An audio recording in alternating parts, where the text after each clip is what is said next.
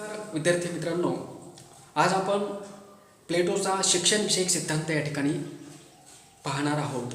आणि पदवी स्तरावर BA-TYला जो पाश्चिमात्य राजकीय विचारवंत हा पेपर अभ्यासाला आहेत आणि त्या पेपरमध्ये जे अनेक विचारवंत अभ्यासाला आहेत त्यातला प्लेटो हा विचारवंत आणि प्लेटोच्या एकूण विचारांमध्ये जितके अनेक सिद्धांत अभ्यासले जातात त्यातला त्याचा शिक्षणविषयक सिद्धांत हा एक अत्यंत महत्त्वाचा सिद्धांत मानला जातो.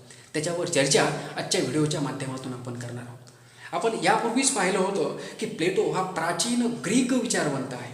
प्लेटो हा अथेन्स नगरराज्यामध्ये, प्राचीन ग्रीक नगरराज्यामध्ये इसवी सन पूर्व 427 ते इसवी सन पूर्व 347 हा प्लेटोचा कार्यकाळ असलेला आपल्याला दिसतो. आणि एकूणच जे काही 38 प्रकारचे ग्रंथ त्यांनी लिहिल्याचा उल्लेख आढळतो त्यातले 38 ग्रंथांपैकी त्यात प्लेटोचे 28 ग्रंथ हे प्रमाणित ग्रंथ मानले जातात. आणि त्यातल्या त्यात प्लेटोचा राजकीय संदर्भ ज्या ठिकाणी येतो त्या ठिकाणी प्लेटोचा द रिपब्लिक हा ग्रंथ, त्याचा द स्टेटसमन हा ग्रंथ आणि त्याचबरोबर प्लेटो यांचा दी लॉज हा ग्रंथ, म्हणजे रिपब्लिक, स्टेटसमन आणि दी लॉज हे ग्रंथ अत्यंत महत्त्वाचे ग्रंथ मानले जातात. विद्यार्थी मित्रांनो, प्लेटोचा आदर्श राज्य सिद्धांत जो आहे त्या आदर्श राज्य सिद्धांतामध्येच त्याचे अनेक सिद्धांत अभ्यासले जातात आणि त्या अनेक सिद्धांतामध्येच प्लेटोचा शिक्षणविषयक सिद्धांत हा अत्यंत महत्त्वाचा सिद्धांत मानला जातो.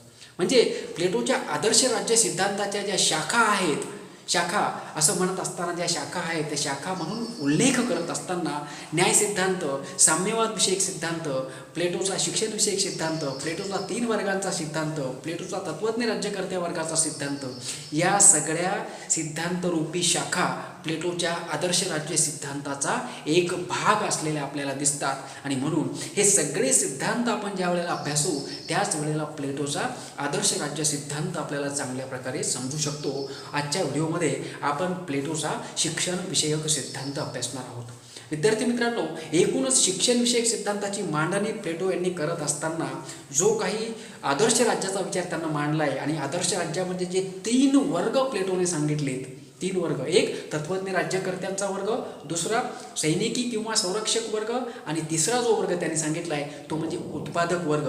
हे 3 वर्ग निर्माण करत असताना त्यांच्या निर्मितीचा जो आधार आहे तो शिक्षणविषयक सिद्धांत आहे.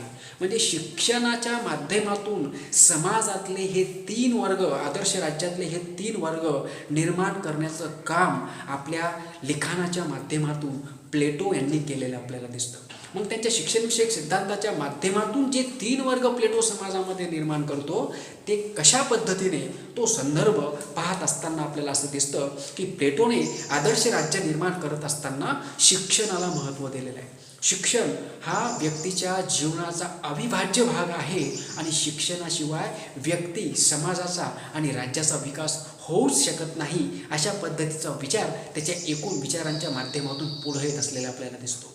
म्हणजे काय तर प्लेटो यांनी शिक्षणविषयक सिद्धांतामध्ये शिक्षणाचे एक सर्वसामान्यपणे आपण ज्यावेळेला त्याचा विचार करतो त्यावेळेला 6 टप्पे पाडलेले आपल्याला दिसतात. म्हणजे शिक्षणाचा पहिला टप्पा, दुसरा, तिसरा, चौथा, 5वा आणि 6वा असे एकूण 6 टप्पे शिक्षणाचे पाडलेले आपल्याला दिसतात. आणि त्या टप्प्यांची आपण ज्या वेळेला उजळणी करतो, बारकाईने ज्या वेळेला आपण त्याची चिकित्सा करतो तर त्या माध्यमातून प्लेटो हा किती वैचारिक दृष्टिकोनातून किती परिपक्व आणि किती शिक्षणासंदर्भात त्याची किती गोडी होती आणि शिक्षणाच्या संदर्भात प्लेटोची दूरदृष्टी या माध्यमातून आपल्याला पुढे येत असलेली दिसते. आणि त्या दृष्टिकोनातून प्लेटोचा शिक्षणविषयक सिद्धांत एक महत्त्वपूर्ण सिद्धांत मानला जातो.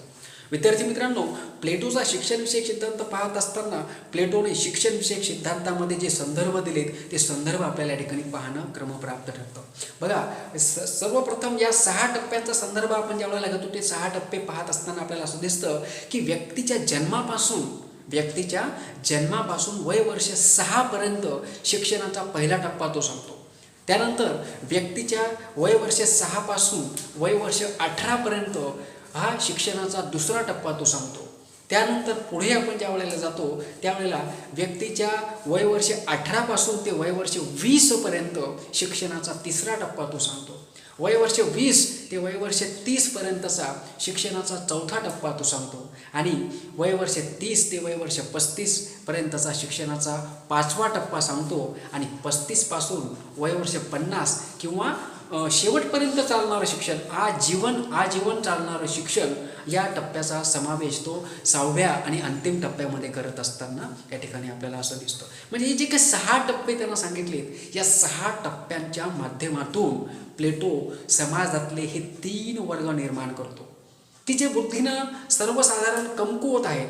कमकुवत म्हणजे एक सर्वसामान्य दृष्टिकोनातून विचार केला त्याचे कमकुवत लेवलच्या व्यक्तींचा समावेश तो उत्पादक वर्गामध्ये करत असताना आपल्याला दिसतो आणि त्याच्यापेक्षा थोडी अधिक बुद्धिमत्ता असलेले जो वर्ग आहे समाजातला तो घटक आहे त्या घटकांचा समावेश तो सैनिकी किंवा संरक्षक वर्गामध्ये करत असताना आपल्याला दिसतो. आणि समाजामध्ये जो बुद्धिवादी वर्ग आहे जो प्रगल्भ आहे सगळ्याच दृष्टिकोनातून जो स्ट्रॉंग आहे मानसिक शारीरिक बौद्धिक आणि व्यावहारिक अशा सर्व दृष्टिकोनातून जो परिपूर्ण आहे अशा व्यक्तीचा समावेश प्लेटो या ठिकाणी तत्त्वज्ञ राज्यकर्त्या वर्गामध्ये त्याला समाविष्ट करत असताना आपल्याला दिसतो. म्हणजे विद्यार्थी मित्रांनो समाजातले 3 वर्ग निर्माण करत असताना प्लेटो शिक्षणाला महत्त्व देतो आणि शिक्षणाच्या माध्यमातूनच त्यांच्या परीक्षा तो या ठिकाणी घेतो. म्हणजे एकूण त्यानं जे काही 6 टप्पे सांगितले तर प्रत्येक टप्प्याच्या शेवटच्या अवस्थेमध्ये एक परीक्षा प्लेटो यांनी सांगितली आणि त्या परीक्षेच्या माध्यमातून जो घटक उत्तीर्ण होईल तो घटक हळूहळू पुढच्या वरच्या टप्प्यामध्ये या ठिकाणी जाण्यास पात्र असेल आणि जो घटक ज्या टप्प्यावर अउत्तीर्ण होईल त्याचा समावेश त्या लेवलला तो या ठिकाणी त्या घटकामध्ये करून खालच्या घटकामध्ये त्याची नोंद करत असताना आपल्याला दिसतो. म्हणजे एकूणच शिक्षणविषयक संदर्भ स्पष्ट करत असताना प्लेटो यांनी आपल्या एकूण शिक्षणविषयक विचारांमध्ये शारीरिक शिक्षणाला मानसिक शिक्षणाला बौद्धिक शिक्षणाला आणि व्यावहारिक शिक्षणाला महत्त्व दिलेलं आपल्याला दिसतं. हे 4 घटक आपल्याला बारकाईनं अभ्यासणं अत्यंत गरजेचे आहेत. 6 टप्प्यांचं स्पष्टीकरण देत असताना 6 टप्प्यांच्या माध्यमातून प्लेटो समाजातले 3 वर्ग निर्माण करतो. परंतु प्लेटोच्या शिक्षणाचा उद्देश काय होता प्लेटोच्या शिक्षणविषयक सिद्धांताचा जो हेतू आहे जे ऑब्जेक्ट आहे जे उद्दिष्ट आहे ते उद्दिष्ट आपण ज्या वेळेला पाहतो त्यावेळेला आपल्याला असं दिसतं की प्लेटोला शिक्षणाच्या माध्यमातून समाजामध्ये शारीरिकदृष्ट्या मानसिकदृष्ट्या बौद्धिकदृष्ट्या आणि व्यावहारिकदृष्ट्या परिपूर्ण नागरिक परिपूर्ण संरक्षक वर्ग आणि परिपूर्ण तत्त्वज्ञ राज्यकर्ता वर्ग तयार करायचा होता. हीच गोष्ट तो आपल्या शिक्षणविषयक सिद्धांताच्या माध्यमातून पुढे आणत असलेला आपल्याला दिसतो. आणि म्हणून प्लेटोचा शिक्षणविषयक सिद्धांत एक परिपूर्ण आणि अत्यंत महत्त्वाचा सिद्धांत मानला जातो. प्लेटोचे शिक्षणविषयक विचार पाहत असताना ज्या उद्दिष्टांचा आपण आता संदर्भ घेतला ते उद्दिष्ट आपण ज्या वेळेला बारकाईनं त्यातले बारकावे पाहतो ते आपल्याला असं दिसतं की शारीरिक शिक्षणाचं महत्त्व प्लेटो या ठिकाणी सांगतो. म्हणजे एक परिपूर्ण व्यक्ती परिपूर्ण शिक्षित व्यक्ती म्हणून कुठल्या व्यक्तीकडं पाहावं एक परिपूर्ण शिक्षण घेतलेल्या व्यक्तीची परिभाषा त्याच्या एकूण विचारांच्या माध्यमातून स्पष्ट होत असताना आपल्याला दिसते. एक परिपूर्ण शिक्षण व्यवस्थेची व्याख्या त्याच्या विचारांच्या माध्यमातून स्पष्ट होत असताना आपल्याला दिसते. आणि या गोष्टीचा आपण ज्या वेळेला उलगडा करून पाहतो त्यावेळेला या सगळ्या गोष्टी त्याच्या या शिक्षणविषयक सिद्धांताच्या माध्यमातून स्पष्ट होत असताना आपल्याला दिसतात. म्हणजे शारीरिक शिक्षणाचा संदर्भ ज्या वेळेला प्लेटो देतो त्यावेळेला तो काय सांगतो की शारीरिक विकास हा शिक्षणाचा एक भाग आहे आणि शारीरिक विकास करण्यासाठी व्यक्तीने नियमित दिनचर्येमध्ये व्यायाम केला पाहिजे. शारीरिक कष्ट आणि शारीरिक दृष्टिकोनातून ज्या प्रबलता प्राप्त करून घेण्यासाठी व्यायामाचं महत्त्व या ठिकाणी प्लेटो यांनी शारीरिक शिक्षणाच्या संदर्भात विशद केलेलं आपल्याला पाहावयास मिळतं. याच्या पुढे ज्या वेळेला जाऊन सांगतो तो असं म्हणतो की मानसिक विकास शारीरिक विकासानंतरचा दुसरा टप्पा ऑब्जेक्ट दुसरा उद्देश म्हणजे मानसिक विकास आणि मानसिक विकास हा सुद्धा शिक्षणाचाच एक भाग आहे. तो शिक्षणाचाच एक भाग असल्यामुळे मानसिक विकास सुद्धा अत्यंत महत्त्वाचा घटक प्लेटो यांनी मांडलेला आपल्याला दिसतो. मानसिक विकास सुद्धा व्यक्तीचा झाला पाहिजे शारीरिक विकासाबरोबर मानसिक विकास सुद्धा झाला पाहिजे. आणि मानसिक विकास कशामुळं साध्य होईल जसं व्यायाम केल्यानंतर शारीरिक विकास होतो तर मानसिक विकासासाठी प्लेटो यांनी संगीताचं महत्त्व सांगितलेलं आहे. ज्याला आपण म्युझिक असं म्हणतो. जे सुमधुर संगीत दिवसभरातून प्रत्येक व्यक्तीनं किमान काही काळ सुमधुर संगीताचा आस्वाद घेतलाच पाहिजे. सुमधुर संगीत ऐकल्यानंतर व्यक्तीचं मन प्रफुल्लित होतं आणि एक नवी अशी चेतना आपल्यामध्ये निर्माण होते आणि त्या माध्यमातून व्यक्तीचा मानसिक विकास हा चांगल्या पद्धतीने होत असतो, असं प्लेटोचं कथन आपल्याला असलेल्या या ठिकाणी दिसतं.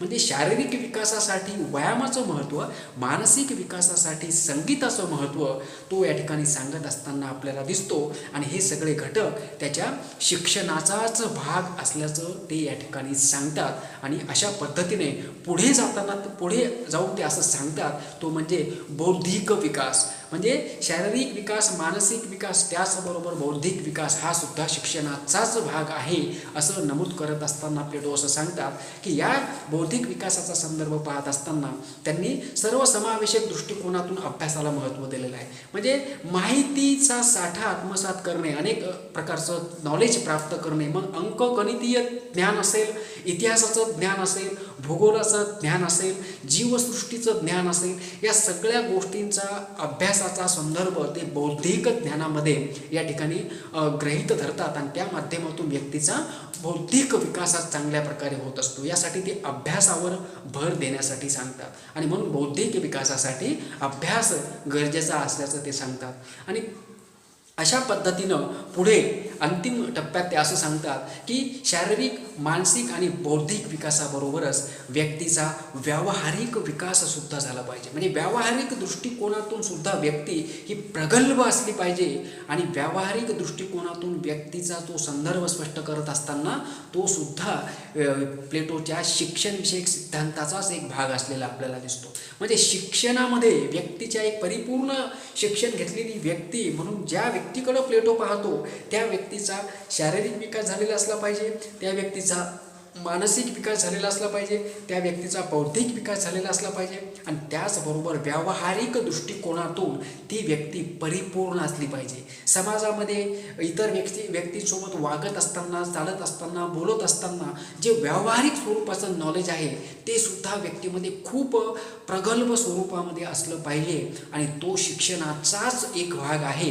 ही गोष्ट प्लेटो या ठिकाणी सांगत असताना आपल्याला दिसतात. म्हणजे एक परिपूर्ण शिक्षण घेतलेली व्यक्ती म्हणून शारीरिक, मानसिक, बौद्धिक आणि व्यावहारिक दृष्टिकोनातून परिपूर्ण व्यक्तीकडेच तो शिक्षित व्यक्ती म्हणून पाहतो. ही गोष्ट प्लेटोचा शिक्षणविषयक सिद्धांत पाहत असताना लक्षात घेणं गरजेचं आहे. विद्यार्थी मित्रांनो, याच्याही पुढे जाऊन आपल्याला असं सांगता येऊ शकतं की प्लेटोने शिक्षण व्यवस्थेचा संदर्भ स्पष्ट करत असताना सुद्धा कशा प्रकारची शिक्षण व्यवस्था असावी की जेणेकरून समाजामध्ये सामाजिक न्यायाची परिस्थिती ही त्यातून निर्माण केल्या जाऊ शकेल यासाठी प्लेटोची शिक्षण व्यवस्था आपल्याला असलेली दिसते. इतकंच नाही तर जो आदर्श राज्याचा विचार त्यानं मांडला, जो आदर्श समाजाचा आणि आदर्श व्यक्तीचा जो काही विचार त्यांनी मांडला, त्या सगळ्या आदर्शवादी तत्वांची निर्मिती त्याच वेळेला होऊ शकते की ज्या वेळेला समाजातला प्रत्येक समाज घटक हा पूर्ण अर्थाने शिकलेला असेल, पूर्ण अर्थाने सुशिक्षित असेल. हे पूर्ण अर्थ हा जो शब्दप्रयोग या ठिकाणी वारंवार केला जातो त्याचा संदर्भ शारीरिक, मानसिक, बौद्धिक आणि व्यावहारिक अशा परिपूर्ण अर्थाने तो अर्थ या ठिकाणी घेतलेला आहे आणि त्या दृष्टिकोनातून हा संदर्भ या ठिकाणी आपल्याला जर आपण बारकाईने समजावून घेतला तर प्लेटोच्या शिक्षणविषयक सिद्धांताची उद्दिष्ट काय होती हे आपल्या लक्षात येतील. प्लेटोच्या शिक्षणविषयक सिद्धांताचे जे टप्पे आहेत ते टप्पे आपल्याला लक्षात येतील आणि ज्या माध्यमातून प्लेटोला आदर्श राज्य निर्माण करायचं होतं तो संदर्भ प्लेटोचा म्हणजे एकूण आदर्श राज्य निर्मितीचा जो रस्ता आहे, आदर्श राज्य निर्मितीचा जो मार्ग आहे तो शिक्षणविषयक सिद्धांताच्या माध्यमातूनच वाटचाल करत असताना आपल्याला दिसतो आणि त्या दृष्टिकोनातूनच आपण प्लेटोचा या शिक्षणविषयक सिद्धांत जर समजून घेतला तर तो एक अत्यंत महत्त्वाचा सिद्धांत असल्याचं आपल्या लक्षात येईल. विद्यार्थी मित्रांनो, या प्लेटोच्या आदर्श राज्य सिद्धांतामध्ये जे अनेक सिद्धांत अभ्यासले जातात त्यातलाच प्लेटोचा शिक्षणविषयक सिद्धांत हा एक सिद्धांत आहे. म्हणजे प्लेटोच्या आदर्श राज्य सिद्धांताची एक शाखा म्हणून प्लेटोचा शिक्षणविषयक सिद्धांत अभ्यासला जातो. ही गोष्ट आपल्याला लक्षात ठेवणं गरजेचं आहे आणि प्लेटोचा शिक्षणविषयक सिद्धांत जर आपण बारकाईने लक्षात घेतला तर प्लेटोचे समाजातले 3 वर्ग कशा पद्धतीने तयार झालेत, कशा पद्धतीनं ते वर्ग तयार झालेत हे हा संदर्भसुद्धा तुम्हाला लक्षात येऊ शकतो. आणि त्याचबरोबर प्लेटोला एकूण परिपूर्ण व्यक्ती आणि परिपूर्ण समाजाची आणि त्याचबरोबर परिपूर्ण राज्याची, आदर्श राज्याची कल्पना कशा पद्धतीने साकारायची होती ही गोष्टसुद्धा प्लेटोच्या शिक्षणविषयक सिद्धांताच्या माध्यमातूनच एक पूर्णत्वास जात असलेली संकल्पना आहे ही गोष्टसुद्धा या माध्यमातून स्पष्ट होत असताना आपल्याला दिसते. प्लेटोच्या शिक्षणविषयक सिद्धांतावर अन्य विचारांप्रमाणेच टीका झालेली आपल्याला दिसते. म्हणजे टीका झाली म्हणजे विचाराचं महत्त्व कमी होत नाही. तर या टीका झाल्यानंतर सुद्धा प्लेटोचे विचार हे आजही मोठ्या प्रमाणावर अभ्यासले जातात. राज्यशास्त्रामध्ये विशेषतः राजकीय विचारांच्या इतिहासामध्ये अभ्यासले जातात. आणि म्हणून प्लेटोच्या शिक्षणविषयक सिद्धांताचं महत्त्व हे अनन्यसाधारण असलेलं आपल्याला दिसतं. त्या दृष्टिकोनातून प्लेटोचा शिक्षणविषयक सिद्धांत आपल्याला अशा पद्धतीने या ठिकाणी सांगता येऊ शकतो. पुढच्या व्हिडिओमध्ये आपण नवीन संकल्पनेसह पुन्हा भेटणार आहोत. तोपर्यंत नमस्कार, धन्यवाद.